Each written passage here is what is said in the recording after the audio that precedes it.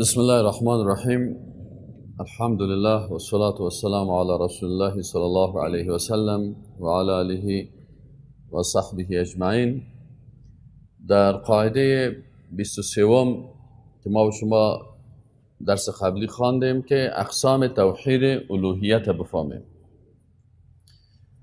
ما و شما اله قبلا تعریف گفتیم که اله در لغت به معنای معبود است و در اصطلاح کسی که ذاتش عبادت میشه و شریعتش تطبیق میشه. اینمی معنای اله است. به می خاطر زمانی که عدی بن حاتم یک صحابی بود، این صحابی مبارک قبلا نصرانی بود، مسلمان شده بود. وقتی رسول الله صلی الله علیه و سلم این آیت خواند که اتخذوا احبارهم و رهبانهم اربابا من دون الله، عدی بن حاتم که صحابی بود برای یک مشکل پیدا شد.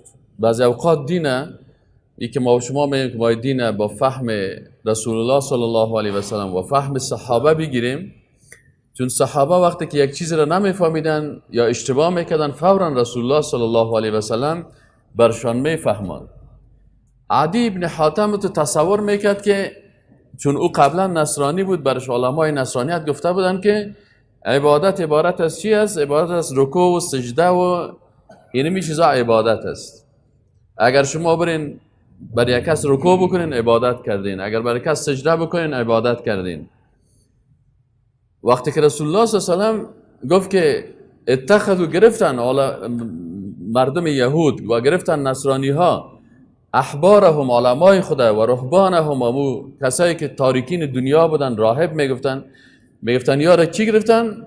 ارباب گرفتن. ارباب جمع رب است، معبودان خود گرفتن من دون الله بغیر از الله. عدی بن حاتم برش سوال پیدا شد که یا رسول الله صلی الله علیه و سلم، این چی قسم قرآن میگه که یهود و نصارا علمای خدا و راهبای خدا معبود خود گرفتن، ما خی کار نمیکردیم؟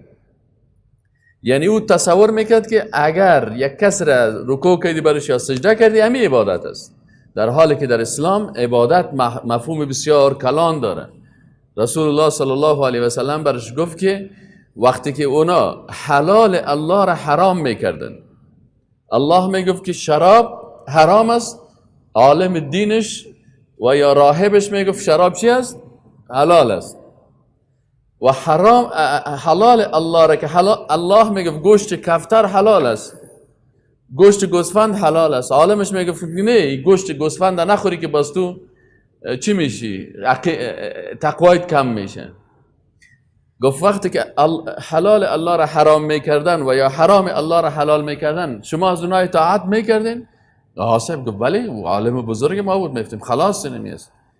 گفت اینمیست معنای چی؟ رب گرفتن. پس رسول الله صلی الله علیه و سلم برای صحابه خود فهماند که کسی را که تو رب میگی، اله میگی، معبود میگی، او تنها عبادت ذاتش نمیشه، بلکه هم عبادت ذاتش میشه و هم تطبیق احکامش میشه. اگر امی احکام، امی صلاحیت از این دو چیز، اگر به یک مخلوق سجده کردی او را ربت ساختی، و اگر برای او اجازه دادی که برای تو حلال و حرام تعیین بکنه او را ربت ساختی. پیغمبر صلاحیت نداشت که حلال و حرام تعیین بکنه، پیغمبر تبلیغ میکرد. حتی کدام وقتی از پیغمبر کدام مشکل پیدا میشد فورا آیت قرآن میامد برش میگفت که یا ایها النبی لما تحرم ما احل الله لك. پیغمبر یک روز فقط عسل گفت نمیخورم، نگفت که حلال است حرام است، اما چون وقتی که یک عالم، وقتی که یک بزرگ یک چیز را سر خود تحریم میکنن نمیخورن، معنی از این است که البته حرام است.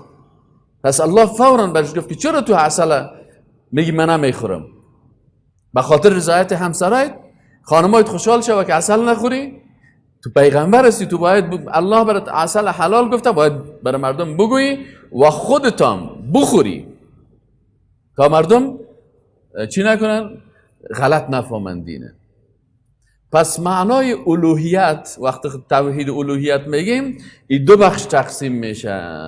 یک بخشش عبادت، تخصیص عبادت برای الله هست، بخش دومش تخصیص شریعت یا تشریع یا قانونگذاری برای الله هست. ارزش ها را بر ما کی تعیین میکنه؟ الله تعیین میکنه. چی خوب است الله بر ما تعیین میکنه، چی بد است الله بر ما تعیین میکنه، چی حق است الله او را تعیین کرده، چی باطل است او را الله تعیین کرده. حالا اگر یک کسی صلاحیت پیدا میکنه که بخیزه بر ما بگه این حق است این باطل است، این میخواد که خود معبود ما قرار بده. و اگر کسی از این پیروی میکنه این معبود خود ساخته هست و در روز قیامت برش میگه که بفرمای تو اونو را معبودت گرفته بودی، تو مشرک هستی. این حال بسیاری کسا شرک در عبادت میفهمه، شرک در اطاعت نمیفهمه. بسیاری وقتا در بعضی کشورها که حکام طاغوت هستن، سر از این علما فشار آوردن، از یک طرف برش پیسه داده، موتر لوکس داده، امکانات داده، از یک طرف دیگه هم سرش فشار آمده که تو در قسمت نظام گپ نزنی. من اگه گفتم شراب مردم بخوره تو باید گپ نزنی، تو فقط توحید عبادت تشریع کو. این حال بسیاری مملکات هست که برین در توحید شرک قبور بسیار گپ میزنه که اگر در قبر رفتی، اگر به قبر سجده کرده، حتی بسیاری اوقات آنقدر گپ میزنه که همون زیارت مسنونه را هم بر آدم در شک میپرده. شرک قبوره، اما در شرک قصور هیچ گپ نمیزنه. فرعون هیچ چیز نمیگه، شرک فرعون چیز نمیگه، شرک طاغوت چیز نمیگه. پس یکی شرک قبور است و یکی شرک قصور هست. از این خاطر توحید الوهیت وقتی که ما و شما میفهمیم، اینا اینجا گفتیم قاعده 23 که اقسام توحید. پس توحید الوهیت چند بخش پیدا میکنه؟